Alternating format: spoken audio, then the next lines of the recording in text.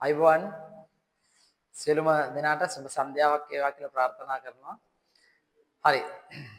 අපි ඔන්න අද 8 ශ්‍රේණිය ඉතිහාසය පළවෙනි දවස දරුවන්ගේ ඉල්ලීම පරිදි අද ඉඳලා අපි මුලින් ඉඳලා පාඩම් පටන් ගන්න තීරණය කළා. හරි. පාඩම ශ්‍රී ලංකාවේ සාම්ප්‍රදායික තාක්ෂණය හා කලාව. ශ්‍රී ලංකාවේ සාම්ප්‍රදායික තාක්ෂණය. right. අපි එතනින් යන් ඉස්සරහට. දැන් ලංකාවේ සාම්ප්‍රදායික කිව්වම එතන සම්ප්‍රදාය. එතන සම්ප්‍රදාය. එහෙනම් අපි ගත්තොත් මේ විදිහට දැන් ලංකාවේ සම්ප්‍රදායක් ගැන කතා කරනෝනේ. සම්ප්‍රදාය කියන්නේ අතීතයේ සිට පැවතෙන සාම්ප්‍රදායිකයි. අතීතයේ ඉඳලා පැවතීගෙන එන තාක්ෂණය ගැන කතා කරනවා. මෙතන අපි පොඩි හෝඩුවාවක් ඉඟියක් දෙනවා පුතේ. වසර 2500ක පමණ ලිඛිත ඉතිහාසයක් වසර 2500ක ලිඛිත ඉතිහාසයක් ඇති ලංකාව තුළ අපටම ආවේනික වූ ජල තාක්ෂණයක් බිහිවිය. අපි ඉස්සෙල්ලම බලමු ඇත්තටම තාක්ෂණය කියන්නේ මොකක්ද? උතරින් තමයි වැඩේ පටන් ගන්න. තාක්ෂණය. right. දැන් අපි බලමු ඇත්තටම මොකද්ද තාක්ෂණය කියන්නේ? දැන් සාමාන්‍යයෙන් කියන තාක්ෂණය ඕනෑම දෙයකට තියෙනවා තාක්ෂණයක්. මොකද්ද තාක්ෂණය කියලා කියන්නේ? right. අපේ දරුවෙක් උත්තර දෙමු ඉස්සෙල්ලම. right. තාක්ෂණය කියන්නේ මොකක්ද? දෙන්න උත්තරය.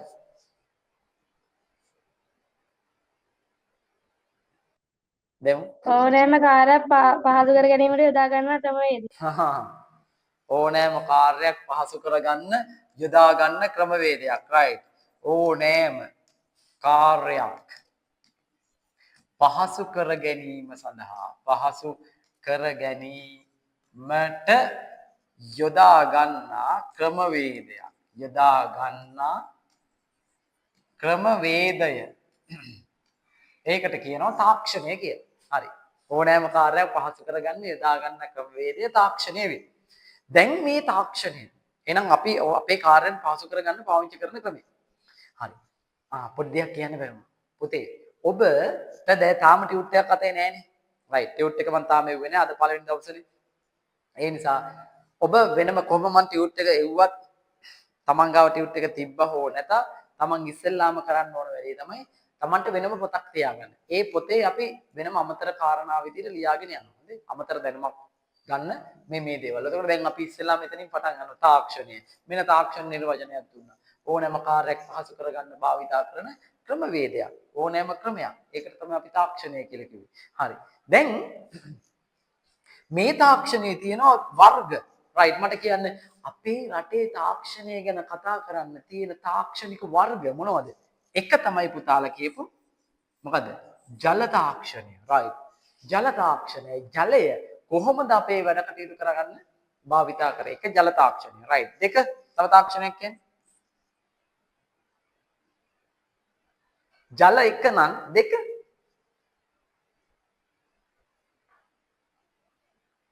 කියන්නේ ජල තාක්ෂණය නමක් කියන මොකද? වාරි. වාරි තාක්ෂණය. ඔය වාරි තාක්ෂණය කියන වැව් ගැන කතා කරනවා. ඊට පස්සේ ඇල මාර්ග ගැන කතා කරනවා. පොකුණු ගැන කතා කරනවා. වැව්, ඇල මාර්ග, පොකුණු. ওই විදිහට ජල සම්පාදන මාර්ග ගැන කතා කරනවා. ඒක ජල තාක්ෂණය නේද?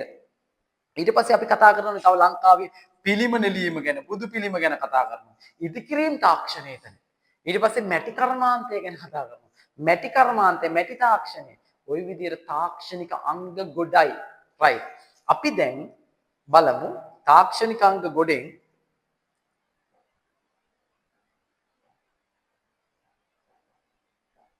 හරි.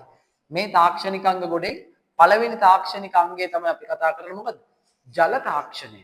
එහෙනම් මේ ජල තාක්ෂණය සිදු වෙන්නේ කොහොමද? අවුරුදු 2500ක් පරණයි මේ ඉතිහාසය.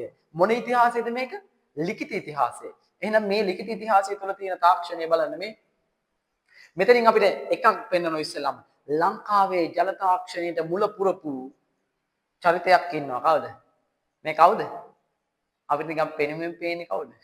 පළවෙනි පරාක්‍රම ඔව් හැබැයි අපි කියන ඔය ප්‍රතිමාව තියෙන්නේ මොන කොතන ඉස්සරහද පුතේ මේ ප්‍රතිමාව තියෙන්නේ? කලාවැව ඉස්සරහනේ. කලාවැව ඉස්සරහා. එතකොට පරාක්‍රම සමුද්‍රයේ ඉස්සරහා. කලාවැව නෙවෙයි නේද? එතකොට පරාක්‍රම සමුද්‍රයේ ඉස්සරහා තියෙන මේ ප්‍රතිමාව පරාක්‍රම බාහුවක කියලා කිව්වට මේක කියනවා පුලතිසි හරි කාගේද? කාගේ මොන ඍෂිවරයද? මෙතන අපි කියන්නේ මෙයා කාගේ කවුද කියලාද සාමාන්‍යයෙන් කියන්නේ? පුලස්ති. ආලා ඇති නේද? පුලස්ති ඍෂිවරයා කියලා කියනවා. පුලස්ති. ඔව් පුලස්ති නැත්තම් කපිල. පුලස්ති නැත්තම් කපිල. කපිල පුලස්ති ඍෂිවරයා කියලා එහෙම අදහස් කරනවා. හරි. එතකොට ගත්තම මේ අපේ කතා කරන වාරි තාක්ෂණයේ ලොකුම වැව හදපු නැත්නම් ලොකුම වැව වෙච්ච පරාක්‍රම සමුද්‍රයේ ඉස්සරහා තියෙන මේ පිළිම. හරි. පරාක්‍රම සමුද්‍රය කරවන්නේ කවුද? කවුද? පළවෙනි පරාක්‍රම බාහුව. මහා පරාක්‍රම බාහුව තමයි පරාක්‍රම සමුද්‍රය කරන්නේ. මේ ඔහුගේ ප්‍රකාශය මෙම දිවයිනේ වැස්සෙන් ලැබෙන ජලය මදකුත් ලෝකෝපකාරයෙන් තොරව මුහුදට ගලා යාමට නොයේවා. නැත්තම් මුහුදට නොයේවා. මේක අපි අහලා තියෙන මොකද්ද? අහසින් වැටෙන එක් දිය බිඳුවකුදු ලෝකෝපකාරයෙන් තොරව මුහුදට ගලා යාමට ඉඩ නොදෙන්න. ලෝකෝපකාරයෙන් තොරව මුහුදට ගලා යන්න දෙන්න එපා කියලා තමයි කිව්වේ කවුද? මෙන්න මේ මහා පරාක්‍රම බාහුව රජතුමා. මේ ඊයාගෙන තමයි මේ කියන්නේ. හරි. එතකොට ඔන්න ඔය කතාවේ අපි ඊළඟට කියනවා ජල තාක්ෂණය හා වාරි මාර්ග කියලා. මේක බෙදනවා කොටස් කිහිපයකට. වැව්. දැන් ජල තාක්ෂණික නිර්මාණනේ තාක්ෂණික නිර්මාණ බලන්න. එකක් කතා කරනවා වැවක් ගැන. දෙක අම්මුණු ඇල බැක් කරමු. එතකොට අපි පළවෙනි එක කිව්වේ වැව්. දෙවෙනි එක තමයි කියන්නේ අමුණු ඇල මාර්ග. තුන ජල උද්‍යාන ගැන කතා කරනවා. පොකුණු ගැන කතා කරනවා. බලන්න පොඩක් ඔක පොඩි chart එකක් දාගන්න. හොඳට බලන්න. ජල තාක්ෂණය හා වාරි මාර්ග කියන එකේ වැව් ගැන කතා කරන්න ඕන. ඒතර ප්‍රධානම අංගය වැව. ඊට පස්සේ පොකුණ ගැන කතා කරන්න ඕන. දෙවෙනි එක පොකුණ වෙන. තුන්වෙනි එක ජල උද්‍යාන ගැන කතා කරන්න ඕන. හරිද? ඊට හතරවෙනි එක අමුණු ගැන කතා කරන්න වෙනවා. අමුණුයි ඇල මාර්ගයි. අමුණ සහ ඇල මාර්ග ගැන කතා කරන්න ඕන. ඒ විදිහට තමයි ප්‍රධාන හතර යන්නේ ඉස්සරහට. හරි. දැන් ඔය හතරෙන් දැන් අපි ඉස්සෙල්ලාම ගන්නවා අතීත ජනයාට පැමිණි අභියෝග ජය ගැනීමට සාම්ප්‍රදායික දැනුම පරපුරෙන් පරපුරට දියුණු වෙමින් ජලාශ්‍රිත නිර්මාණ බිහි විය. ජලාශ්‍රිත නිර්මාණ මේ මෙතන තියෙන ලොකු අර්ථයක් උදා. ජලාශ්‍රිත නිර්මාණය කියන්නේ ජලය ආශ්‍රය කොටගෙන බිහි වූ නිර්මාණ කියන එක. ජලාශ්‍රිත නිර්මාණ බිහි වුණා. මුල් කාලීනව අවශ්‍යතාවය අනුව ගම් වැව් නිර්මාණය වුණා. ගම් වැව්. මොකද්ද ගම් වැව් කියන්නේ? ගමේ තියෙන වැව. ගම් වැව් හැදුවේ මොකටද? ගම් වැව් හැදුවේ මොකටද? ඔව්. ගමේ ජල අවශ්‍යතාවය සඳහා. සාමාන්‍යයෙන් අපි කියන්නේ පුතේ දැන් මෙන්න මෙහෙම පොඩි ගම් වැවක් හදලා ඒ ගම් වැව වටේ තමයි ජනාවාස හැදුවේ. මේ ජනාවාස. අපි එහෙම ගමුකෝ බෝල විදියට මේ තියෙන්නේ ජනාවාස. එහෙනම් වැව වටේ ජනාවාස හැදුනේ. ඉස්සෙල්ලම හැදෙන්නේ වැව. එතකොට අපි දන්නවා ප්‍රාථමික කෘෂිකර්මාන්තය අපේ රටේ මිනිස්සුන්ගේ මූලික කෘෂිකර්මය වීගොවිතැනනේ. වීගොවිතැනට අවශ්‍ය ජලය ලබා ගන්න තමයි මේ දේ කරේ. එහෙනම් ගම් වැව් නිර්මාණය වුණා. හරි. ඊළඟට කියනවා ඒ ගම් වැව පසු කාලීනව කුඩා වැව බවට පත් වෙනවා. ඒ කියන්නේ ඒකටම තමයි කුඩා වැව් නිර්මාණය කරන්නේ. ඒකෙන් මහ වැව් නිර්මාණය කරන්න පටන් ගන්න පළවෙනිය තමයි වසඹ රජතුමා. මහ වැව් තැනීමේ පුරෝගාමියා කවුද? වසඹ. වසඹගේ ඉඳලා තමයි මහ වැව් පටන් ගන්න. පොළොන්නරු යුගයේ වාරි තාක්ෂණයේ දියුණුවම අවධිය යන්න බලන්න. පොළොන්නරු යුගයේ තමයි වාරි තාක්ෂණයේ දියුණුවම අවධිය කියලා කියන්නේ. අපි දැන් සාමාන්‍යයෙන් පුතේ මේක මෙහෙමයි කරන්නේ. පුතාලා දැන් මේකේ මූලික කාරණා ටිකක් කියනවනේ. මේ කාරණා ටික පුතාලා ලියා ගන්න. හරි? දැන් අපි කිව්වා ගම් වැව තමයි ඉස්සෙල්ලාම හැදුනේ කියන එක. රයිට්? ඊළඟට කුඩා වැව නිර්මාණය වුණා. ඊළඟට මහා වැව් නිර්මාණය වෙන්න පටන් ගත්තේ වසභ රජතුමාගේ කාලේ. එතකොට පොළොන්නර යුගයේ තමයි වාරි තාක්ෂණයේ විශිෂ්ටතම නැත්තම් දියුණුවතම අවධිය කියලා කිව්වේ. පොළොන්නර යුගයෙන් පසු කාලිංග මාර්ග ඔන්න කතාව. කාලිංග මාර්ගයේ ආක්‍රමණයෙන් සියලු වාරි මාර්ග පද්ධතීන් අනිත් පැත්ත පෙරලා බිඳ වැටුණා. වාරි මාර්ග කැඩිලා බිඳිලා යන්න පටන් ගත්තා. එතකොට ඔය කතාවත් එක්ක අපි ඉස්සරහට යමු කොහොමද මොකද්ද මේ උනේ කියලා බලමුකෝ. right. අපි වැව් නිර්මාණයට හේතු කියන්න කලින් අපිට ආපහු යමුකෝ අපි පොඩ්ඩක් කතා කරන්න මේ විදිහට.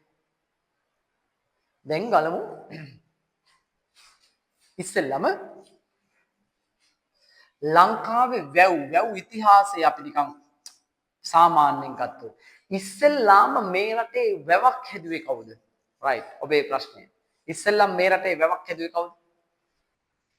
රජතුමා පණ්ඩුකාභය රජු. පණ්ඩුකාභය රජතුමානේ. පණ්ඩුකාභය තමයි ඉස්සෙල්ලාම වැව් හැදුවේ. පණ්ඩුකාභය වැව් කීයක් හැදුවද? 3ක් හැදුවා. මොකක්ද එක? ජයවාපී අභයවාපී. දෙක ගාමිණී වාපී. 3 ජයවාපී. අභයවාපී, ගාමිණී වාපී, ජයවාපී. වාපී කියන්නේ මොකද්ද? වැව කියන අර්ථය. එහෙනම් පොඩි වැවෙන් පටන් ගත්ත ඒ දේ ඉස්සරහට ඇවිල්ලා දෙවනියට ලංකාවේ වැව් හදපු පාලකයා කවුද? දෙවනියට. බලමු උත්තරයක් දෙයිද? කවුද? දෙවනියට වැව් හැදුවේ කවුද? දේවානම්පිය මොකක්ද හැදුවේ? තිසාවැව ඔව්. දේවානම්පියතිස්ස රජතුමා. එහෙනම් දේවානම්පියතිස්ස රජතුමා හැදුවා මොන වැවද? තිසා වැව. එහෙනම් තිසා වැව හදන්නේ දේවානම්පියතිස්ස. එහෙනම් ලංකාවේ බිහි වෙච්ච පළවෙනි මූලික වැව් තුනෙන් පස්සේ බිහි වෙච්ච තව තුන්වෙනියට වැව් හදන්නේ කවුද? දේවානම්පියතිස්සගෙන් පස්සේ අන්න දෙවනපෑතිස්සගෙන් පස්සේ එයාගේ මල්ලලා ටික රජ වෙනවනේ. උත්තිය, මහාසිව, සූරතිස්ස, අසේල කියන මල්ලියෝ මරලා එනවා එලාර වැව් හදන්නේ. එලාරකින් පස්සේ එලාරව මරලා එනවනේ දුටුගැමුණු රජතුමාගේ කාලේ මොකක් හරි වැවක් හැදුනා වගේ මතකයි. මොකද්ද?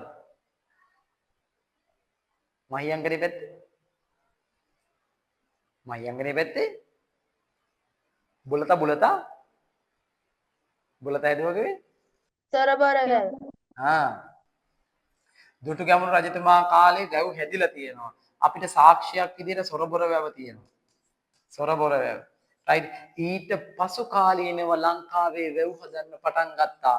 ඒ පටන් අරගෙන හැබැයි මෙතෙන්ටනකම් මේ පොඩි වැව් මහ වැව් ඔන්න අපි එනවා මහ වැව් හදන්න පටන් ගත්ත පළවෙනි පාලකයා බවට පත් වුණා කවුද?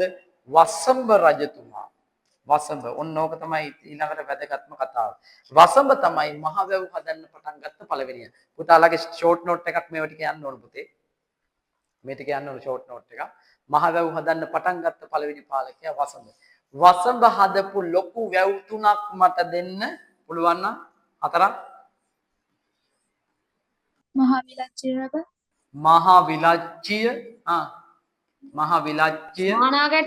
මානාගැටි නොච්චිපුතා හිරිවඩුන්න. මානාකැටිය නොච්චිපුතා හිරිවඩුන්න. නොච්චි පොතාන හිරි වඩුන්න. මහාවිලච්චිය, මානාකැටිය, නොච්චි පොතාන හිරි වඩුන්න කියන වැව් අතර හැදෙනවා. ඒ කාගේ කාලෙද? කාලෙද? වසඹ රජතුමාගේ කාලේ. ඔන්න වසඹ කාලේ නිර්මාණය වෙච්ච වැව් ටික. මහාවිලච්චි අපි ඒක මතක තියාගන්න කොහොමද? මහාවිලච්චි, මානාකැටි, නොච්චි පොතා හිරි වඩුන්න. කියන්න බලන්න. දන්න දරුවෝ ඉන්නවා. මහාවිලච්චි, මානාකැටි, නොච්චි පොතා හිරි වඩුන්න. නොච්චි පොතා හිච්චි පුතා නෙවෙයි නොච්චි පොතා හිරි වඩුන්න. ඔය විදිහට යනවා අතර. හරි. දැන් අපි එතනින් පස්සේ අපි ආපහු ආවොත් ප්‍රසන්ටේෂන් එකේ අහනවා වැව් හදන්න හේතු. මොකක්ද හේතු වැව් හැදුවේ ඇයි ඇත්තටම? අපි නිකන් බෝඩ් එකට යන්නේ නැතුව නිකමට අහමුකෝ. ඇයි වැව් හැදුවේ? කියන්න බලන්න වැව් හැදුවයි කියන්නේ. කෘෂිකර්මයට. ජනාකීර්ණ වීම. ගංවතුර පාලනයට. ගම්වතුර පාලනයට. ජනාකීර්ණ වීම. ජනාකීර්ණ වෙන කියන්නේ ජන සංඛ්‍යාව වැඩි වීම. තව සනීප ආරක්ෂක කටයුතු. සනීප ආරක්ෂාව. තව විශාල වැව් මගින් විශාල වැව්වල ඇල මාර්ග මගින් කුඩා ජලාශ වලට ජලය ලබා ගැනීම. තව ඇයි හැදුවේ දිගු කියලා නියඟවලදී ජලය ලබා ගැනීම. දිගු නියඟවලදී ඔරොත්තු දෙන්න. තව මොනවද? මේ බලන්නකො ඉස්සෙල්ලා වැව් නිර්මාණයට හේතු කෘෂිකාර්මික කටයුතු හා ජල අවශ්‍යතාවය වැඩි වීම. කෘෂිකාර්මික කටයුතු වැඩි වෙන්නේ ඇයි? ජල අවශ්‍යතාවය වැඩි වෙන්නේ ඇයි? හේතුව ජනගහනය වැඩි වීම. මේ ජනයාගේ පාරිභෝජන අවශ්‍යතාව සඳහා වියලි කලාපයේ වැසි ජලය එක් කාල පරිච්ඡේදයකදී පමණයි ලැබුණේ. එක කාලයකදී විතරයි ලැබුණේ. එහි පුතේ වහින්නේ නැහැ නේ බං. ඔය දැන් අනුරාධපුරද පොළොන්නරුවට වහින්නේ මොන වැස්සෙද? මොන වැස්සද වහින්නේ? මොන වැස්සද හරියටම ගත්තොත්? මොන මෝසමද? මොන මෝසමද වහින්නේ? මොන මෝසමද? ඊසාන දිග මෝසම නේද වහින්නේ. එතකොට අර මෝසම් වර්ෂාව වහින වෙලාවට ඉතින් වතුර ටික පුරවගෙන නේද? ඒ ටිකනේ පාවිච්චි කරන්න වෙන්නේ. ඒක තමයි අපි කියන්නේ මෝසම් වර්ෂාව. තේරෙනවද? එහෙනම් ඒ වහින වතුර ටික තියාගන්න ඕන. එහෙනම් ගම්වතුර පාලනය. මේ වැවක් හැදුවම කොහොමද ගම්වතුර පාලනය වෙන්නේ? වැවක් හැදුවම කොහොමද ගම්වතුර පාලනය වෙන්නේ? දෙන්න බලන්න උත්තරය. වැවක් හැදුවම කොහොමද ගම්වතුර පාලනය වෙන්නේ? වැඩි ජලය වැවට ගලා යනවා. very good. වැඩි ජලය වැවට ගලා යනවා. ඒ කියන්නේ පහත් බිමක හදනවා. එතකොට විශාලව හාරලා හදන එකක් නෙවෙයි වැවක් කියන්නේ. එතකොට අර අතිරික්ත ජලය ටික නේද? ගම්වතුර ගලනවා කියන්නේ. ඒ වතුර ටික අරකට ගිහිල්ලා පිරුණා ප්‍රශ්නයක් නැති වෙනවා. ඕකට අපි කියනවා එහෙනම් ගම්වතුර පාලනය. වැව් දියුණු වීමට හේතු. අවසානයේ වැව් දියුණුුනේ ඇයි? 1. බලන්නකො. ජනගහනය වර්ධනය වීම. ජනගහනය වර්ධනය වීම නිසා වැව් දියුණු වුණා. ඒ කියන්නේ වැවේ අවශ්‍යතාවය වැඩි වෙනවා. වැව දියුණු වෙනවා කියන්නේ වැව ලොකු වෙනවා. එහෙනම් ඒක එකක්. 2. රාජ්‍ය අනුග්‍රහය ලැබුණා. සෑම රජෙක්ම සාමාන්‍ය ලංකාවේ වාරි තාක්ෂණය දියුණු කරපු පාලකයෝනේ හිටියේ. ඒ මිනිස්සුන්ගේ රජවරුන්ගේ ප්‍රධානම යුතුයකම සහ වගකීම මොකද්ද?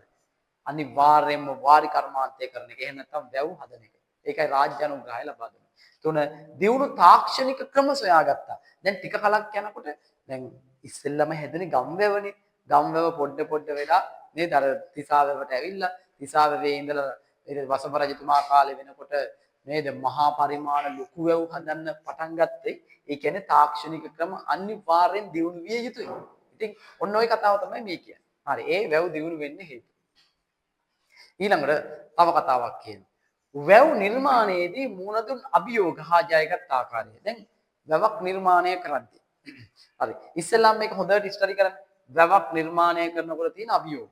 හරි පුතේ. අන්න ස්ක්‍රීන් එක බලන්න. ඒකේ බලන්න පළවෙනි එක සුදුසු භූමියක් තෝරගන්න ඕන. ඔයාලා හොඳට බලන් ඉන්න ඕක. සුදුසු භූමියක්. කියන්නේ සුදුසු භූමිය කියන්නේ මොකද්ද? සුදුසු භූමියක් තෝරා ගැනීම කියන එකේ කියන සුදුසු කඳු වැටි දෙකක්. ඒ කියන්නේ කඳු වැටි දෙකක් සම්බන්ධ කළා අර වැව් බැම්ම ගහන්න. ඒක තමයි මේ භූමිය. කඳු වැටි දෙකක. ඒ කියන්නේ කඳු වැටි තියෙන්නේ කඳු ගැට දෙකක් අතර. හරි. භූමිය පිහිටි ගලතෙක් පාදා එතෙන් සිට වැව් බැම්ම පස්තට්ටු යොදා තලා නිර්මාණය. ඒ කියන්නේ ශක්තිමත්ව ඉහළ ප්‍රමිතියෙන් වැව් බැම්ම නිර්මාණය කිරීම අභියෝගයක්. පළවෙනි එක භූමිය තෝරගන්න ඕන. 2 ශක්තිමත්ව හදන්න ඕන. නැත්තම් ඒ කියන්නේ පුතා වැව් බැම්ම ශක්තිමත් උනේ නැත්තම් ඔක්කොම ඉවරයි. වතුර ටික යනවා. තුන්වෙනි එක කියනවා වැව් නිර්මාණයට අවශ්‍ය ප්‍රමාණවත් ශ්‍රමය සපයා ගන්න එක ගැටලුවක්. මේ අවශ්‍ය ප්‍රමාණයට ශ්‍රමය කියන්නේ ඒ කියන්නේ අනිවාර්යයෙන්ම වැඩිපුර ශ්‍රමික අවශ්‍යතාවයක් ඕන. ඇයි මහා පරිමාණ වැවක් හදන්න පුතේ සාමාන්‍යයෙන් මිනිස්සු 10000 15000 එච්චරද? නෑ එච්චර ඕනේ. අපි සාමාන්‍යයෙන් කියන්නේ වැවක් එක දිගට හාරන්න ඕන නේද? එතකොට සාමාන්‍යයෙන් එක වැවක් නිර්මාණය කරන්න මාස 6-7ක් අනිවාර්යෙන් යනවා. අඩුම වශයෙන්. ඒත් එක දිගට මිනිස්සු වැඩ කරනවා. ඉතින් ඒ ශ්‍රමික අවශ්‍යතාවය සලසා ගැනීමත් ගැටලුවක්. වැව් තනවා පවත්වාගෙන යාම. වැව් පවත්වාගෙන යන්න. ඒ කියන්නේ වැවට නව අංග එකතු කරන්න ඕන. ඒකත් එක අභියෝගයක්. මේ ඔක්කොම අභියෝග බලන්න. දැන් මොන අභියෝග ටික ආයි මුලින් ඉඳලා කිව්වොත් එක සුදුසු භූමිය තෝර ගන්න ඕන. ඊළඟට දෙක ශක්තිමත් ඉහළ ප්‍රමිතියෙන් වැව් බැම්ම හදන්න ඕන. තුන වැව් නිර්මාණයට අවශ්‍ය ප්‍රමාණයට ශ්‍රමය සපයා ගන්න ඕන. හතර සැලසුම් සහගතව නැත්නම් වැව් තනවා පවත්වාගෙන යන්න ඕන. එක එක කාලෙදි මේක ප්‍රතිසංස්කරණය කරන්න ඕන. ඕවා තමයි ඔක්කොම ඔය කියන අභියෝග.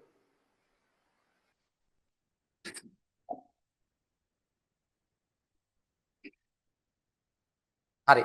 දැන් බලන්න මේ ඔක්කොම අභියෝගනේ. මේ අභියෝගවල අපි බලමු අභියෝග ජයගත්ත විදිය. ඔන්න වැඩක් එනවා. වැවක ප්‍රධාන අංග. ඕක ඔහොම කියනවට වඩා හොඳයි වෙන විදියක යන එක කියලා හිතෙන්නේ නැද්ද? එහෙම හිතෙන්නේ මට විතරද? නෑ සර් මට හිතෙනවා. ඒ කියන්නේ නදෙව්ටත් හිතෙනවා මම දන්නවා. නදෙව් සාකාරද හිතෙන්නේ? සර් ඔහොම හදන්න නැතුව මටත් හිතෙනවා. වැව ඇඳලා අපිටත් එහෙම හිතෙනවද? ඔව් සර් අරක දාලා හදන්න කැමරාවන් කරන් ඉස්සෙල්ලම හිතන අය ඔක්කොම කැමරාවන් කරන්. නැත්තම් මට හිතෙන්නේ නැති වෙයි.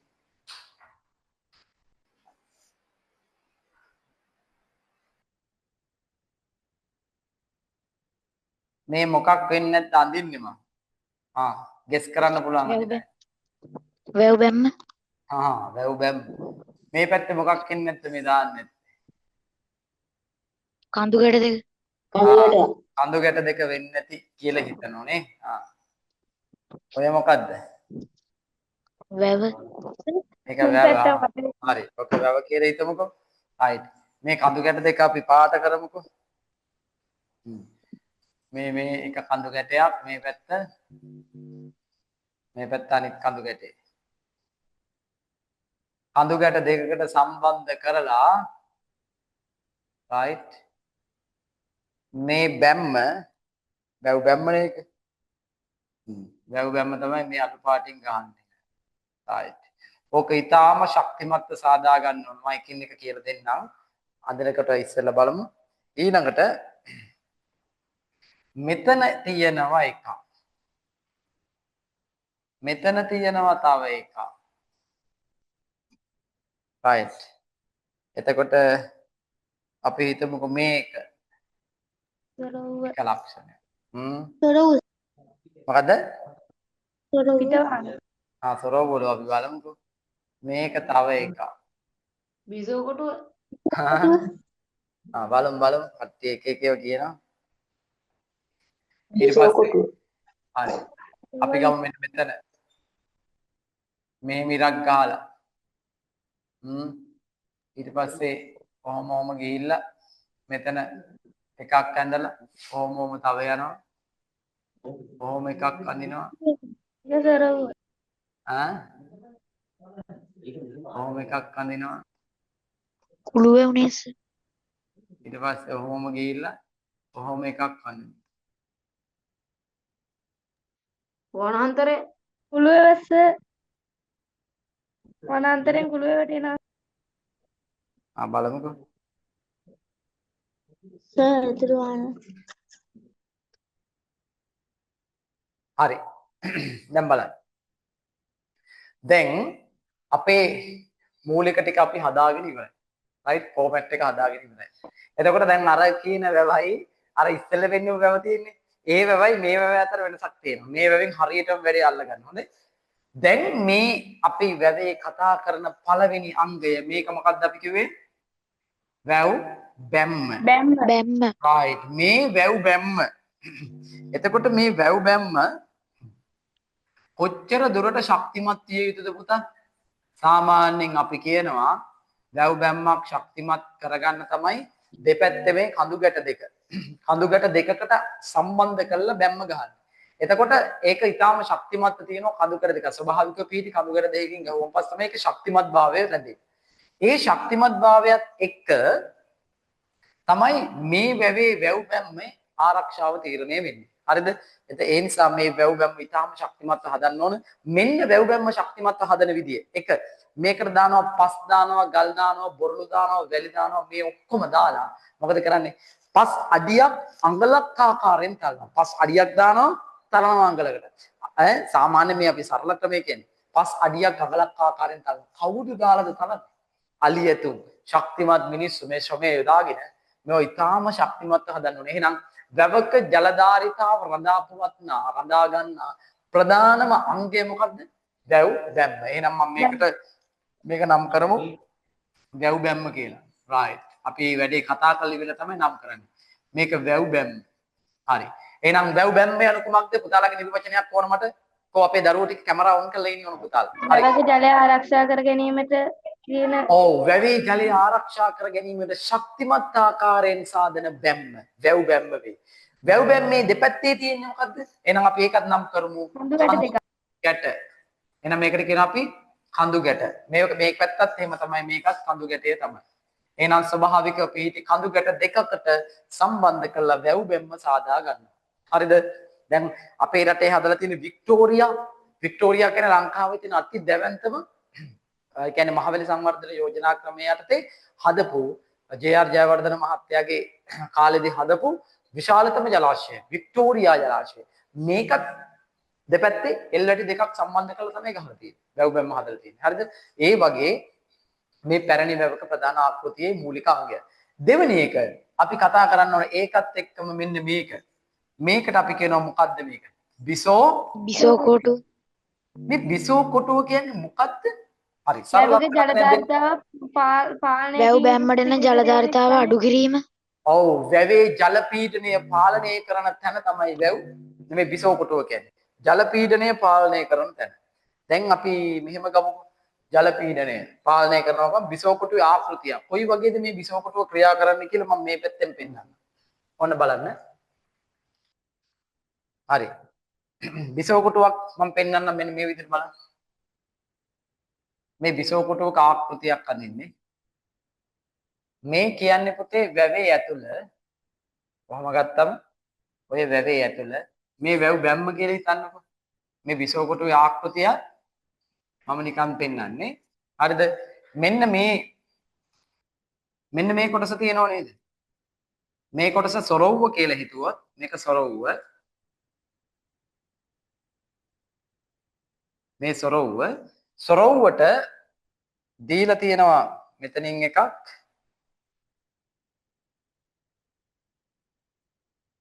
right මේ තියෙන පාලම මේ බිසෝ කොටුවට යන්න තියෙන පාලම හරිද මේ පාලම ඔන්න මෙහෙන් තියෙන්න පුළුවන් මේක අපි දැන් ලියමුකෝ පාලම කියන බිසෝ කොටුවට යන්න පුළුවන් මේ මහා මාර්ගය වැවේ වටේ යන මාර්ගය කියලා හිතන්න මේ මාර්ගය දිගේ මාර්ගය ඔහොම යනවා වැව වටේ හරිද මේ පාලම දිගේ ඇවිල්ලා මේ මෙතන තියෙන එක ලීවරයක් අර කරකවන්න දාන්නේ ඔහොම එකක් රෝදේ ඕක කරකැවුවට පස්සේ මේ පියන ඇරුණාට පස්සේ මෙතන ඕපන් වෙනවා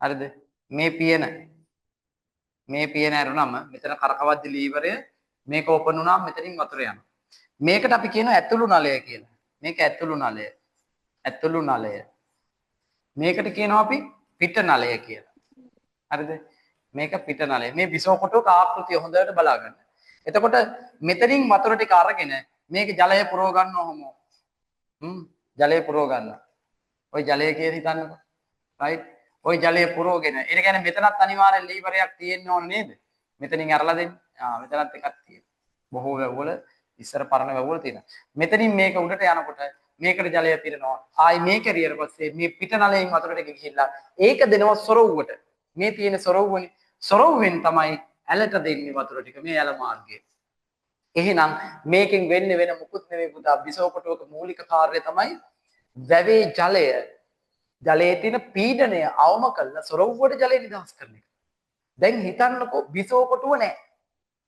අපි එහෙම හිතමු බිසෝ කොටුව නැතුව සොරවුව විතරයි තියෙන්නේ. සොරවුව ඇරිය ගමම්ම මේ වාරි ඇලට වතුර ටික යනකොට මොකද වෙන්නේ පුතේ? එක තමයි වැව් බැම්මට වෙන පීඩනය වැඩි වැව් බැම්ම කඩාගෙන යන්න පුළුවන්. දෙක තමයි වාරි ඇල විනාශ වෙන්න පුළුවන්. ඒ නිසා ජලයේ පීඩනය අවම කොට කළමනාකරණයකින් යුතුව වැවේ වතුර ටික එළියට දෙන්න තියෙන එක තමයි මේ බිසෝ කොටුව. හරි. දැන් හැමෝටම තේරුණාද? මට කියන්න උත්තරේ මේ මොකද්ද මොන නලයේද? ඇතුළු නලය. ඇතුළු නලය. ඇතුළු නලයෙන් මොකද කරන්නේ පුතේ? බිසෝ කොටුවට වතුර ටික පුරව ගන්නවා. මේ බිසෝ කොටුව කියන්නේම ආයත චතුරස්‍රාකාර ලිඳක්, ගැඹුරු ලිඳකට සමානයි. හරි හතරැස් ලිඳක්. ඔන්න බලන්න පුතාලව ඉගෙනගෙන තියෙනවද කියලා. හරි හතරැස් ලිඳක්. ඒ ලිඳට වතුර ටික පුරව ගන්නවා මේක ඇරලා ඊට පස්සේ මෙතනින් පිට කරනවා. පිට කරන්නේ කොහොමද? සොරවුවට. සොරවුව ඇරලා ඒකෙන් තමයි ඇල මාර්ග නිදහස් කරන්නේ. එතකොට හරියට මනාවට කළමනාකරණය කරගනිපු පීඩනය අවම කරගත්ත ජලයක් තමයි එළියට යන්නේ. පැහැදිලිද? ඒකට අපි කියනවා බිසෝ කොටුව කියලා. දැන් පැහැදිලිද බිසෝ කොටුව? ඔක්කොටම පැහැදිලිද? හරියටම බිසෝ කොටුවේ කාර්යය?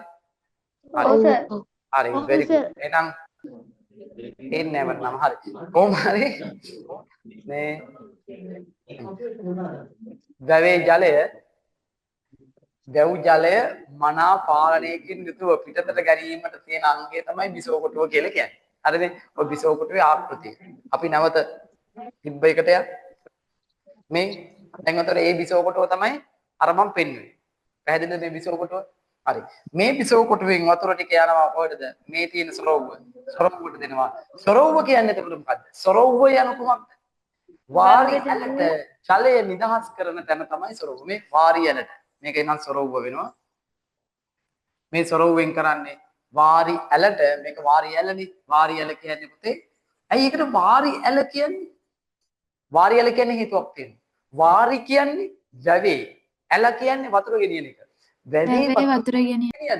මේ කෘෂිකාර්මික බිම් කර අරගෙන යන්නේ. එහෙනම් මේ ඇලෙන් වතුර ටිකෙන් තමයි මේ වටේ තියෙන කෘෂිකාර්මික බිම් පෝෂණය කරන්නේ. එහෙනම් ඒක වාරි ඇලට ජලය නිදහස් කරන්නේ සොරවුවේ. සොරවුවෙත් කොටස් දෙකක් තියෙනවා. මොකද්ද සොරවුවේ කොටස් දෙක? කියන්න බලන්න මට පුළුවන්. සොරවුවේ කොටස් දෙක. ගොඩ සොරවුව, මඩ සොරවුව. ගොඩ සොරවුවයි මඩ මඩ සොරවුව. සොරවුවයි. මඩ සොරවුව. ගොඩ සහ මඩ කියලා සොරවු දෙකක් තියෙනවා. හරිද? හරි. ගොඩ සොරවුව. ගොඩ සොරවුවෙන් කරන්නේ මොකද්ද? ගොඩ සොරවුව කියන්නේ ඉහළින් තියෙන සොරවුව. ඒ සොරවුවෙන් අපි කරන්නේ වැවේ වතුර ප්‍රමාණවත්ව තියෙන වෙලාවක ජලය ඇල මාර්ගයෙන් නිදහස් කරන්නේ ගොඩ සොරවුවේ. ඒ කියන්නේ ගොඩ සොරවුව උඩ ලීවරය ඇරියම වතුර ටික යනවා අවුලක් නැහැ. මඩ සොරවුව කියන්නේ පහළ මට්ටමේ තියෙන සොරවුව. මේ මඩ සොරවුවෙන් කරන්නේ පුතේ වතුර අඩු වෙලා දැන් වැවේ වතුර අඩුයි. අඩු වෙලාවක ඒත් හැබැයි කෘෂිකාර්මික බිම් වලට ජලය යවන්න එපේ. වතුර අඩුයි කියලා තියාගෙන ඉන්න බෑනේ.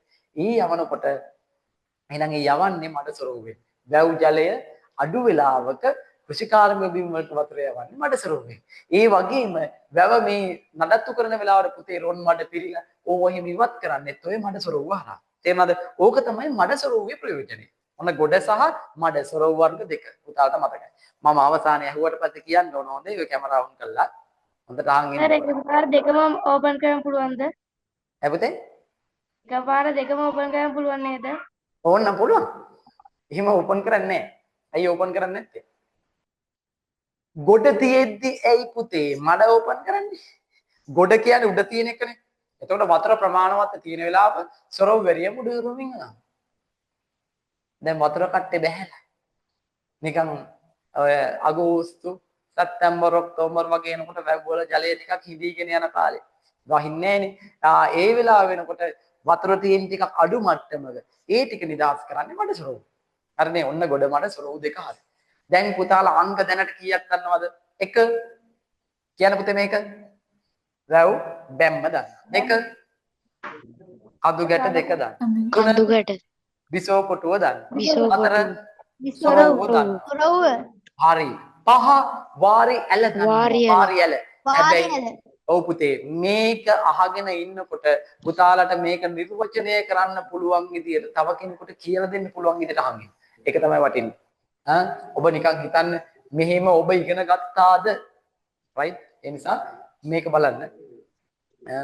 එහෙනම් මේකෙන් අපි නිරූපණය කරනවා දැන් වාරි ඇලෙන් කෘෂිකාර්මික බිම් කරා ජලය ගෙනියන ඇල. හරි. අපි දැන් එතනින් යම් මේ මොකද්ද මේ තියෙන්නේ? මේ ගල්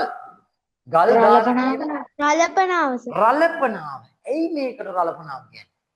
වැව් බැම්ම සේදියාව වැළැක්වීමට. හරි. හරි. ඒ කාර්යනේ. එහෙනම් රලපනාවේ ප්‍රධාන කාර්යය තමයි වැව් බැම්ම ජලයේ පීඩනයෙන් සේදී යාම වළක්වන එක තමයි කල්පනාවෙන් කරන්නේ. වැව් බැම්ම සෝදරයේ සේදී යන එක වළක්වන. ඇයි පුතේ ජලයේ පීඩනය වැඩිම කොහෙද? මෙහෙට. නේද? වැව හදලා තියෙන්නෙම මේ පැත්ත ගැඹුර වෙන විදිහට, වැව් බැම්ම පැත්ත ගැඹුර වෙන විදිහට, මේ පැත්තට තමයි හුලං පාරක් තියෙන්නේ. ඇවිල්ලා ඔහොමම වදිනවා. හැමතිස්සෙම වැදිලා මේ වැව් බැම්ම කාදනේ වුණොත් එම කාලයක් තිස්සේ මේක කඩයි යන්න පුළුවන්. ඒ නිසා ගල් දාලා තියෙන දේ ගල් දාලා හදලා තියෙන ක්‍රමයට අපි කියනවා මොකක් කියලාද? ඒකට තමයි කියන්නේ රළපනාව. මේකට නම් ගොඩක් තියෙනවා. රළපනාව, සලපනාව, රළ පැන්නුම, රළ බිඳුම, රළ මොහොර. කියමු සලපනාව, රළපනාව රළපනාව, රළපන රළ පැන්, රළපැන්නු රළ බිඳුම, රළ බිඳුම රළ මොහොර. හා. මොහොර එහෙනම් නම් පහක් කියනවා. සලපනාව, රළපනාව, රළ පැන්නුම, රළ බිඳුම, රළ මොහොර. මේමයි. ඔය එහෙනම් මේ හැම එකෙම රළ ආව පනාව. පනාවෙන් මොකද කරන්නේ? පීරනවනේ. රළ පීරලා යවනවා ස්ලෝ කරලා. රළ පැන්නුම රළ වැදුනා පැන්න ආයි ස්ලෝ වුණා. රළ බිඳුම ආව බිඳිලා ගියා. රළ මොහොර බාධකයක් විදිහට ක්‍රියාත්මක වෙනවා. එහෙනම් සලපනාව සල වෙච්ච එක නිසල වෙනවා. මොකද සල කියන්නේ අර ආපු ගැම්මට ආපු ටික නිසල වෙනවා නිකන් බින්දිලා සාමාන්‍ය තත්ත්වයටපත් වෙනවා. ඒකයි ඒකට රළපනාව. සර් ඇයි සර් වැව් බැම්ම පැත්ත ගැඹුරට හදලා තියෙන්නේ? එහෙම තමයි. වැව් බැම්ම පැත්ත ගැඹුරට හදන්න දෙපෙයි. ඇයි මෙතනින් ඔක්කොම නිකුත් කිරීම කරන්නේ මේ? නිකුත් කිරීම කරන මෙතනින් නම් එතන තියෙන්න ඕනවත් වැඩි ජල ධාරිතාවක් හදවා ගන්න. නැත්තම් මේ. රළපනාව කැඩුණු ප්‍රශ්නයක් නැද්ද? ඈ? රළපනාව බැරි වෙලා හරි කැඩුණොත්? රළපනාව කැඩුණොත්? රළපනාව කැඩෙන්නේ. රළපනාව කැඩෙනකොට තව ගල් ටිකක් එනවා දාන්න. මේ ගල් දාලා තියෙන්නේ. රළපනාව කියන්නේ මේ බදාම දාලා බැඳලා නැහැ. ගල් ටිකක් දාලා තියෙන්නේ. හරි සරලයි ඒක. ඒක කිසි ප්‍රශ්නයක් නැහැ. හරි. ඒ ටික ගොඩ. මෙන්න මෙතෙන්ට අපි යනවා. පුතේ. මෙන්න මෙතෙන්ට අපි කියනවා ඇතුළු වාන. මේකට මොකක්ද කියන්නේ? ඇතුළු වාන. ඇතුළු වානෙන් තමයි ජලය ගන්නේ වැවට.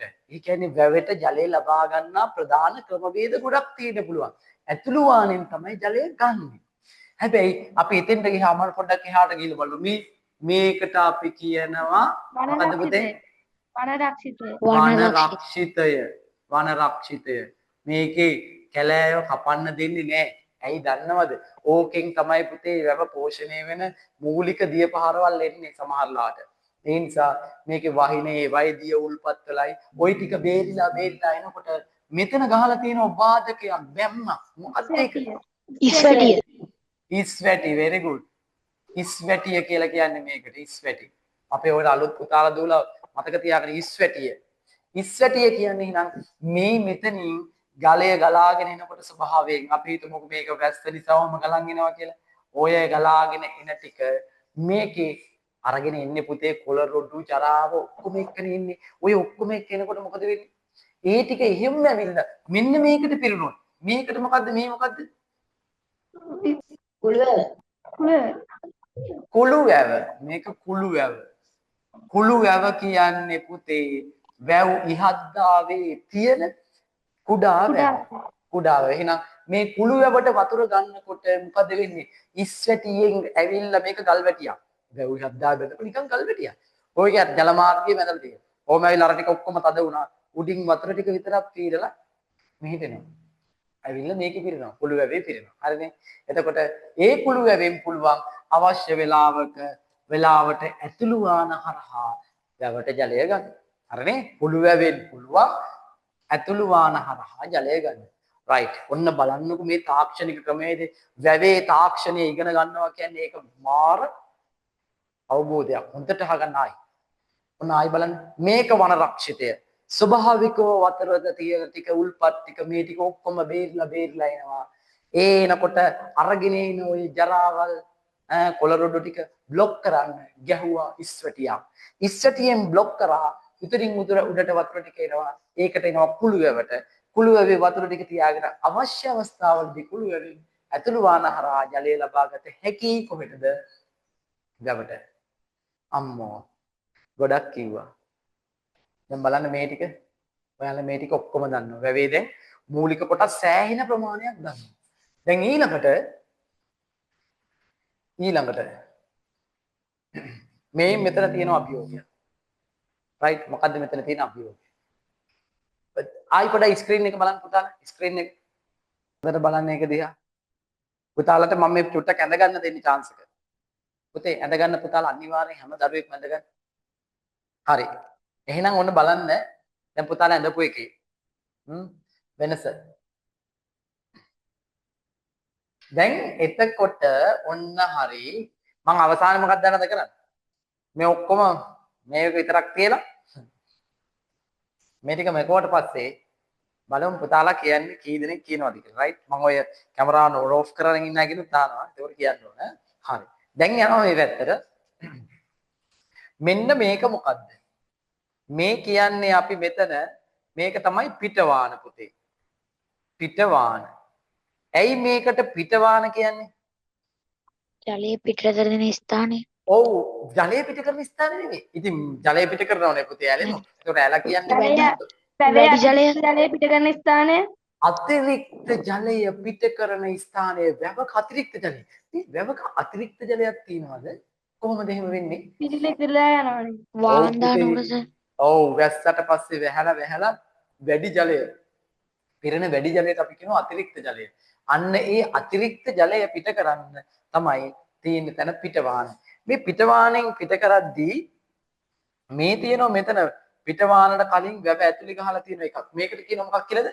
කලිඟු බැම්. කලිඟු බැම්ම. ඇයි මේකට කලිඟු බැම්ම කියන්නේ? මොකද්ද මේකේ කාර්යය? කලිඟු බැම්ම.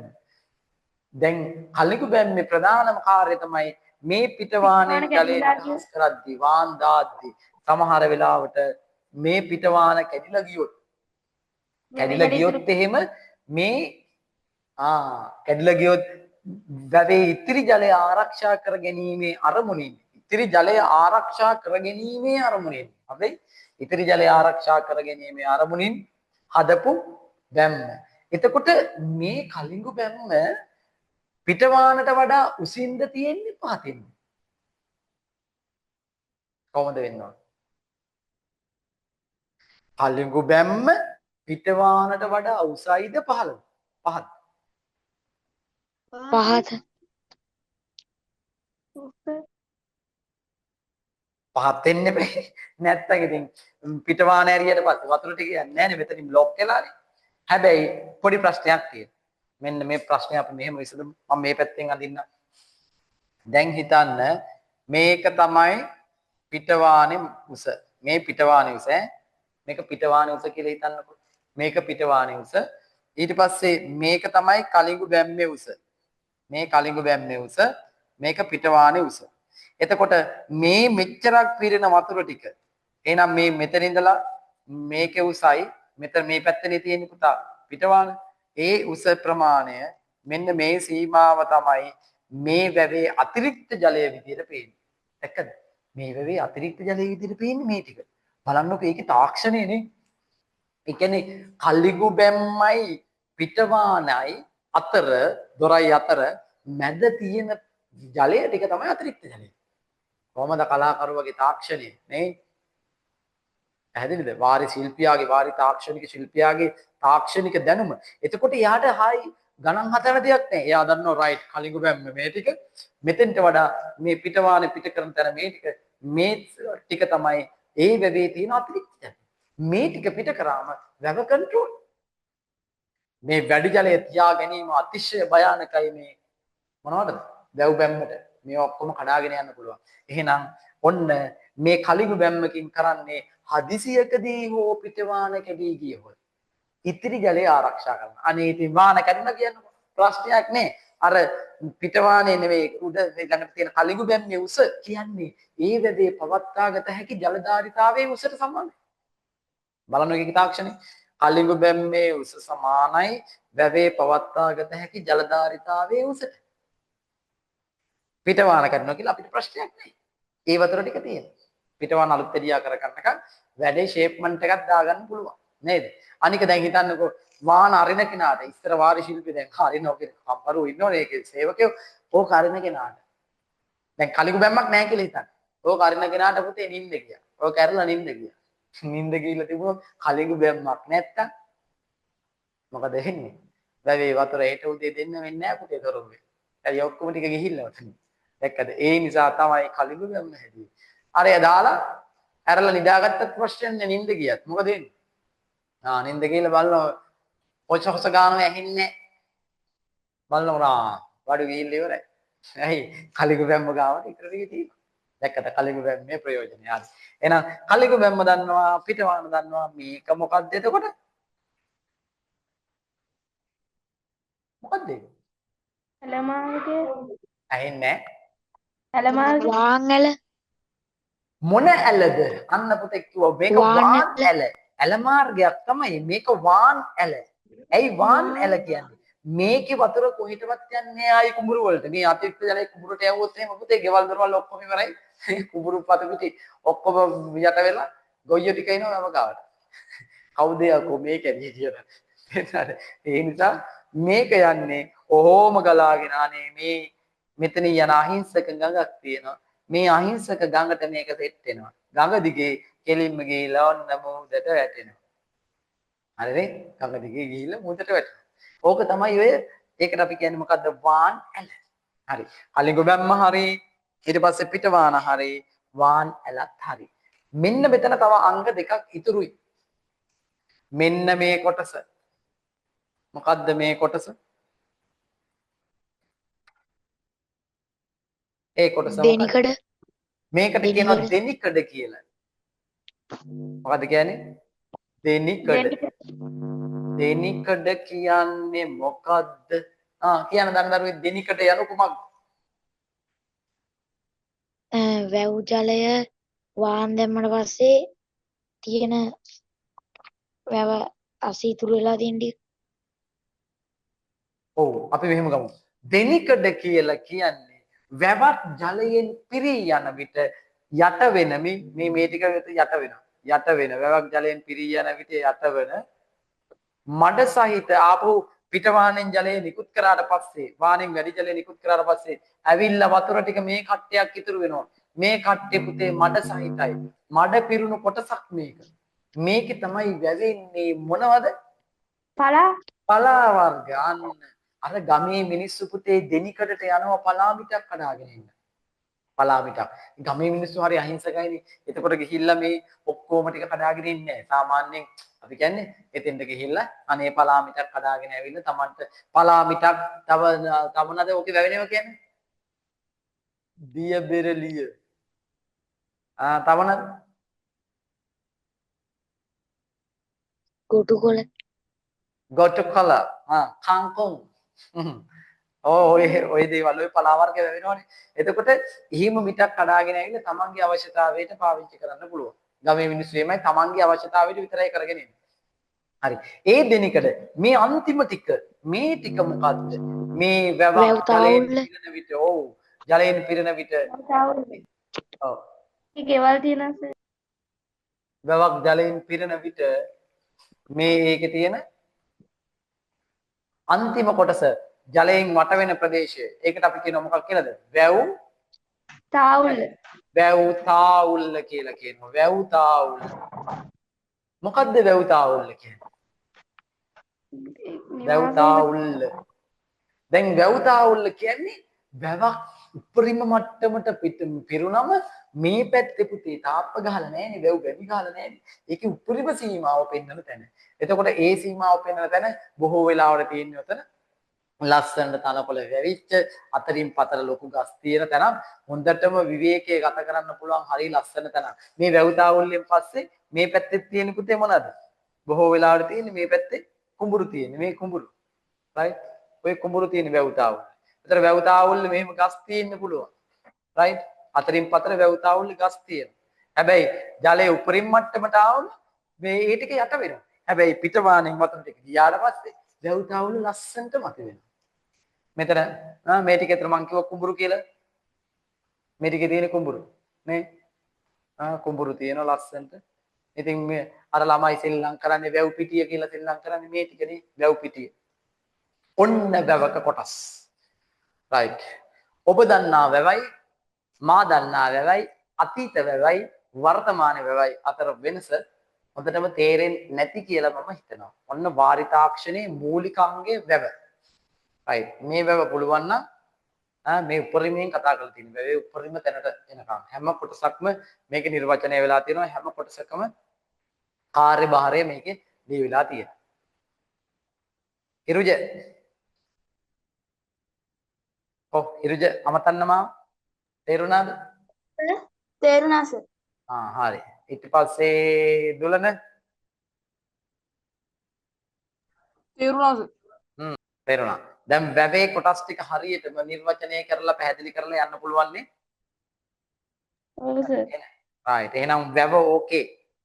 right. වැව ඕකේ නේ? හරි. එහෙනම් මම වැවෙන් සමු ගන්නවා. හරි. ඔන්න නැවත අපි එනවා. දැන් මේකේ බලන්න දැන් තියෙනවා. මේක පේනවද හොඳට පැහැදිලිද බලන්න රූපේ? වැවක ප්‍රධාන අංග. අනේ අපිට දීපු ටික බලන්නකො පිටවාන, වැව් ඉස්මත්ත, වැව, වැව් බැම්ම, සොරව්ව, ඇල, රලපනාව, බිසෝකොටුව, ගඟ. චූටි එකක් නේද? දැන් මේක බලලා අපි විස්තර කරා නම් නේද? දැක්කද එතකොට තියෙන අවුල? දැන් ඒ අවුල ලිහුණනේ. දැන් මේකේ හැම අංගයක්ම පුළුවන්. දැන් ඔන්න සොරව් වර්ග අපි කියපුවා මේ නැවත විස්තර කරනවා. මඩ සොරව්ව, ගොඩ සොරව්ව. ගොඩ සොරව්ව. මඩ සොරව්වට තරමක් උඩින් නිමෝ ඈත මේ තියෙන්නේ පුතේ. මඩ සොරව්ව වැවෙහි පතුල් මට්ටමේ නිමෝ ඈත. වැවෙහි මඩ ඉවත් කර වැව ප්‍රතිසංස්කරණයට මේ උපකාරී වේ. ප්‍රධාන වශයෙන් බලන්න ස්ක්‍රීන් එක. හොඳට බලාගන්න. හරි. ඊට පස්සේ බිසව කොටුව. ඔන්න බිසව කොටුවේ ආකෘතිය. ඒකත් බලා ගන්න හොඳට. වැව් බැම්මට සමීපව නිර්මාණය කරලා තියෙනවා. හරි. වැව් බැම්ම හරහා නලයකින් ජලය පාලනයකින් පිට කිරීම. අනේ බලන්නකෝ. මේ බලන්න පුතේ මම ඇඳපු එක මේ හරියට මේ පිට නලය. මෙන්න මේ පිට නලය තමයි පුතා. මේ පිට නලය තමයි සම්බන්ධ වෙන්නේ මොකටද? සොරව්වට. මේක තමයි සොරව්වට සම්බන්ධ වෙන්නේ. මේ තියෙන්නේ ඇතුළු නලය මේ. මෙතනින් තමයි වතුර ටික ගන්න මේ වැවේ ඇතුළු කොටසනේ. මේ තියෙන්නේ පාලම. මේ පාලමෙන් තමයි විසෝකොට ඇවිල්ලා මේ තියෙන ලීවරේ මෙතන නේද? ඔය ලීවරේ කරකවන්නේ. ඒ ලීවරේ කරකවුවම මේ වතුර ටික පිට විවරේ ඔස්සේ පිට නලයට ගිහිල්ලා පිට නලයෙන් සොරව්වට එනවා. සොරව් ඇරියට පස්සේ වතුර ටික වාරියලෙන් කොහෙටද යන්නේ? වාරියලෙන් ජලය නිදහස් කරනවා කෘෂිකාර්මික බිම් කරා. දැක්කද හොඳටම? මේ ජල පාලන ලීවරේ පාලම වැව් බැම්ම පිට විවරය ඇතුළු විවරය ඇතුළු නලය පිට නලය කියන්නේ ඒක. පැහැදිලි? ඔන්න දැන් බලන්න අර වැව අපි ඇඳලා මම ඇඳලා ඒක විස්තර නොකරා නම් මොකද වෙන්නේ? මේක තියනවා නිකන් උඩ බලන් ඉන්නේ මොකද්ද නිකන් තේරෙන්නේ නැහැ වගේ. දැන් තේරෙනවා. හරි. ඊට පස්සේ රලපනාව වැව් බැම්ම ඇතුළු පැත්තේ ගල් අතුරා නිමවා ඇත. හරිනේ පුතේ? ගල් අතුරා නිමවා. වැව්දිය රැලි වලින් වැව් බැම්ම ආරක්ෂා කරයි. මේ තියෙන්නේ වැව්දිය රැලි වලින් වැව් බැම්ම ආරක්ෂා කරනවා. හරි. එතකොට මේ බලන්න දැන් මෙතන මේ සෑහෙන ගල් දාලා මේ ගල් ටික නොතිබ්බනම් එන්නේ මේ කුඹුක් ගහවත් ඉතුරු වෙයිද? නේද? ওই ටික කාල ගිහිල්ලා හැරිලා මොකද වෙන්නේ? වැව් බැම්ම කාලයක් ඇද්දි දි รา පත් වෙලා ශක්තිමත් භාවය නැති වෙලා කඩලා යන්න පුළුවන්. වැව් බැම්ම කඩා යනවා කියන්නේ ඉතින් වැව ඉවරයි කියන්නේ. right. ඊළඟට මේ පිටවාන. වැවි අතිරික්ත ජලය පිට කරයි. අතිරික්ත ජලය පිට කරන අපි දන්නවා. වැව් බැම්මට ආරක්ෂාව සැපේ. ඔව් ආරක්ෂාව දෙනවා. ඇතුළු වාන. වැවට ජලය බැහැරින් ගලා එන ස්ථානයයි. වැවට ජලය ගන්න එතනින්. හරි. ඒතර ජලය ගලා එන ස්ථානය මේ වැසීමෙන් වැවට ගලා එන රොන්මඩ ඉවත් කිරීම සිදු කිරීම. මොකද්ද වහන්නේ?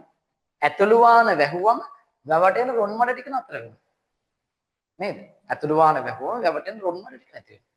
ඒ ඉතින් ඕක හරහා එන ටික නෙවෙන්නේ. හරි. ඒකත් හරි. ඔන්න දැන් ලංකාවේ වැව් ඉතිහාසය.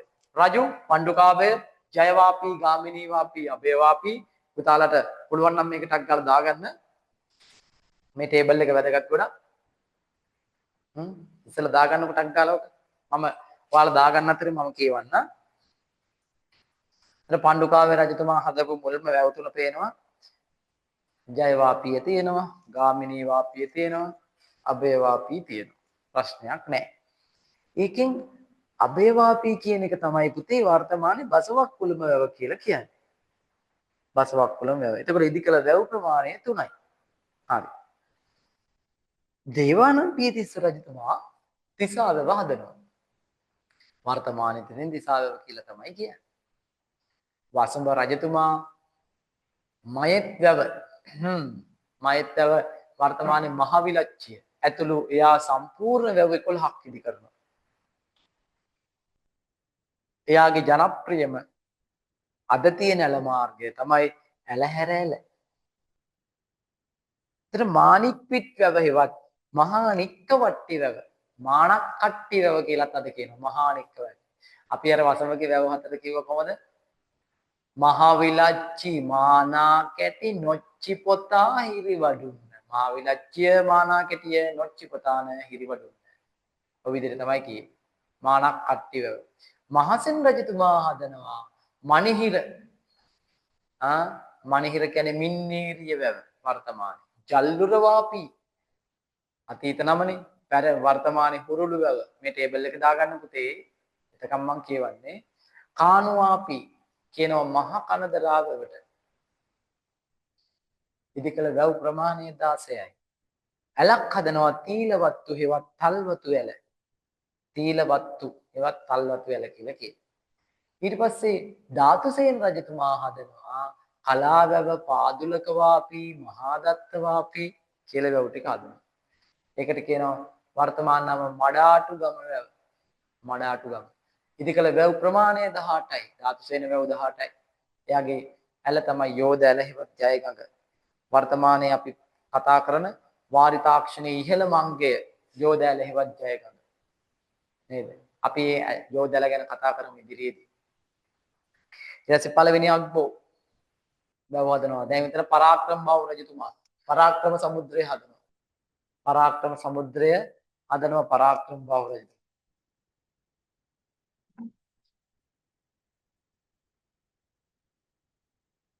පරාක්‍රම බාහු රජතුමා හදනවා පරාක්‍රම සමුද්‍රය. එතකොට එතුමා හදනවා පුතේ වැව් 163ක්. වැව් 163ක් බලන්නකො පරාක්‍රම බාහු රජතුමා වැව් 163ක් මහ වැව්. දැන් අද දකින්න තියෙන පරාක්‍රම සමුද්‍රය විතරයි.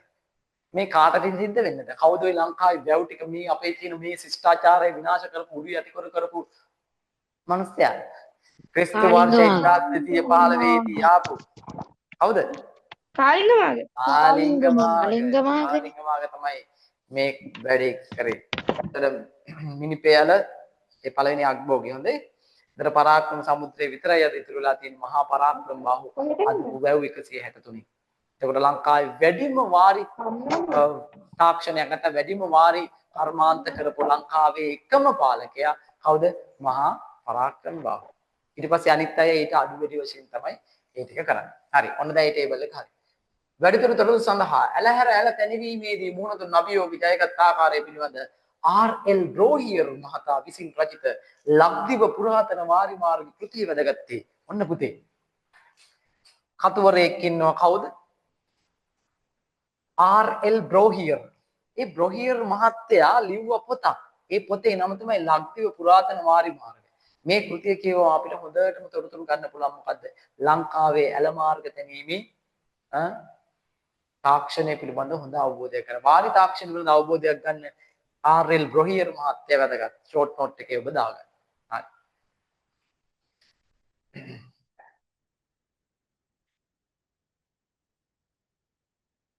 හරිද? මූලික ටික හරිද? දැන් පොඩ්ඩක් බලන්න මෙතන ඇල මාර්ග තැනීමේ අවශ්‍යතාවය. ඇයි ඇලවල් හැදුවේ? ඇයි ඇලවල් හැදුවේ? ජල මාර්ගයකින් වැවකට ජලය ලබා ගන්න. තව වැවේ තියෙන ජලය වෙනත් තැනකට යවන්න. තව වැවක සිට වැවකට හෝ වැව පද්ධතියකට ජලය ගෙන යාම. ඔය කියන්නේ තව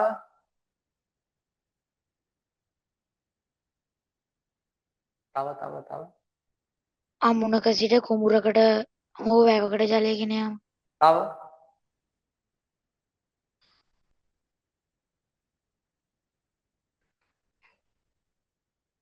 තව.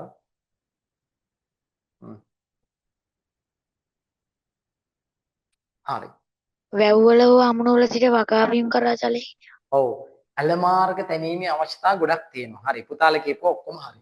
දැන් මේ බලන්න මෙතන කියනවනේ අමුණ තියෙනවා. අමුණෙන් ඇල හරහා වැවට වතුර ගෙනියනවා. ආයි වැවෙන් ඇල හරහා වැවකට වතුර ගෙනියනවා. ආයි අමුණෙන් මේක දිහා බලලා ඔක්කොම කියනවා. ආයි අමුණෙන් පුතේ ඇල හරහා වගා බිමට වතුර ගෙනියනවා. ආයි වැවෙන් ඇල හරහා වගා බිමට වතුර ගෙනියනවා. මාරයි නේද? බලන්න. ඊට පස්සේ ආයි වැවෙන් ඇල හරහා වැවට ගෙනියනවා. ආයි වැවෙන් ඇල හරහා තව වැවකට ගෙනියනවා. මේකත් ඔක්කොම තියෙනව නේද? එතකොට දැන් මේකත් තියෙනවා නම් අපේ නම මොකද්ද එක කියන්නේ එතකොට? අමුණකින් right. අමුණකින් කොහෙද පුතේ? වගා බිමකට. දෙක. අමුණකින් වැවකට ගෙනියනවා. වැවකට. මේ තියෙන අමුණකින් වැවකට ගෙනියනවා. ඊට පස්සේ තව තුන.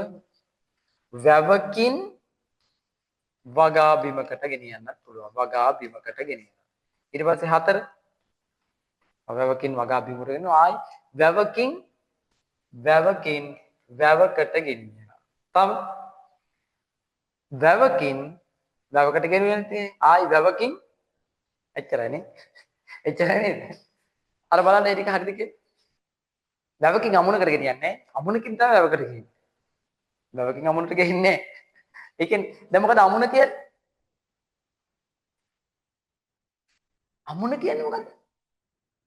අමුණ කියන්නේ ස්වභාවිකව ගලන ජල පහරක්. ඒ කියන්නේ ගඟක් හරි මේ ඔය කියන ගඟක් කරන ප්‍රධාන හරස් කරනලා හදන වාදකය. ගඟක් හරස් කරනවා. හරස් කළා තා වේලක් වදිනවා. ඒ වේලක් වැඳලා එතන වතුර එක් රැස් කළා. ඒ වතුර ටික තමයි ගේන්නේ. ඕක තමයි අමුණ. එතකොට අමුණ දැන් හිතන්න මෙහෙම ඔන්න ගඟක් යනවා වුම ඕක ගඟ. ඔය ගඟේ හරස් කරා මෙන්න මෙතනින් මේක වැඳ වේලක් බැඳලා මේට එකතු වෙන වතුර ටික තියෙනවනේ ඕමනික වතුර ටිකක් එකතු වෙනවනේ. ඒතර මේ ටිකත් එක නිකන් හදාගෙන මේ ටික ඇල මාර්ගයකින් මේක ඇල මාර්ගයකින් එක්ක වැවකට ගෙනියනවා. එක්ක මේ ඇල මාර්ගයක් කරා කුඹුරු වලට වතුර ගෙනියනවා. මේ කුඹුරු ඔහොමම තමයි ගෙනියන්නේ. එතකොට මේ දැන් පොඩි ප්‍රශ්නයක් කෙනෙකුට හිතෙන්න පුළුවන්. ඉතින් සර් ගඟ හරස් කරාම මෙහෙම වතුර ටික යන්නේ නෑනේ. වතුර මෙහි යනවා. මතක තියාගන්න සාමාන්‍යයෙන් අමුණකදී අමුණක් බඳිද්දි වේල්ල හදනකොට ගඟ හරස් කරන්නේ කොහොමද? සම්පූර්ණ නෙවෙයි. අර වතුර අපි හිතමුකෝ ගඟේ වතුර අඩි 6ක් යනවා කියන්නේ. අඩි 6ටම ගහනද නෑ. අඩි 3ක 4ක එකක් ගහන්නේ. ගැහුවට පස්සේ මොකද වෙන්නේ? ඒ 3ක 4ක ටික තමයි නතර වෙන්නේ.